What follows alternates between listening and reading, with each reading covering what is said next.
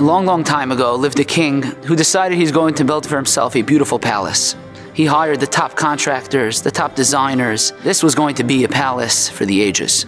But when it came to the throne room, this room had to be the most beautiful of all. And so a search committee was sent out to find the top artists who were going to paint murals on the wall. And finally they narrowed the search down to 2 of the top artists who the king met and said, okay, you have a few months. I want one of you to take these 2 walls and the other to take the other 2 walls, and each of you together you're going to create a masterpiece. And they got to work. And everyone noticed immediately that there was a difference between the 2 of them. One artist was there first thing in the morning with paint brushes and with paint and tools, and he was working hard from morning till evening. The second artist would show up a little bit late, and as time went on, even later, some days he wouldn't even show up at all. Until that day came, the inauguration of the new palace. The king is so excited, all the subjects, everyone comes to the palace. They're standing there waiting to be shown this beautiful room. And the king starts on one side of the room, and a gasp goes out from him and from everyone. The walls are beautiful. Animals, you could almost touch the birds. You could see the fruits on the trees. You want to pick them off. They're so luscious. They're so lifelike. Amazing. And then the curtain is removed, and the other side of the room is revealed. And now everyone is puzzled. That side of the room, he hasn't done anything. There's no paint. But what everyone realizes is that he had covered it with some kind of material that was reflective. And when you looked at the wall, you saw a reflection of the other wall, a replica of what the other artists had done.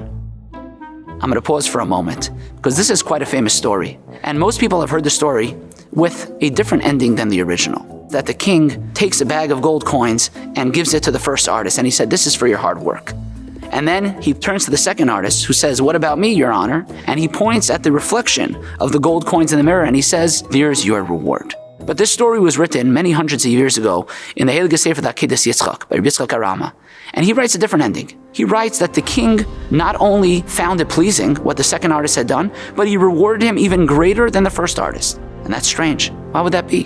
Reb Nachman quotes the story as well and has the same ending. And I believe what these tzaddikim are telling us is the following message. Every single one of us want to be a tzaddik. We want to be like the first artist. We want our life, we want our neshama to be beautiful, to be shining, to be exactly the way it's supposed to be. But so often in life, things don't end up the way we want. And we find ourselves in places that we don't necessarily want to be. The Gemara tells us in Sukkah, Amar Rab Shimon ben Lakish, Yitzray shel Adam misgaber olav b'chol yoyim, v'ilmolei hakadosh baruch hu sha'ozer loi, eina yachaloi. Every single day, our Yetzer Hara overpowers us. And without Hashem's help, we would be unable to overcome the Yetzer Hara. Now that's very strange. Why does Hashem give us a Yetzer Hara that is stronger than us, that would overpower us? Isn't the point for us to choose to have an equal fight? The Gemara gives us the answer. The Gemara says, Ilmole HaKadosh Baruch Hu Oizer Loi. You know why Hashem gave you a Yetzer Hara that's so powerful? Because He wants you to turn to Him for help.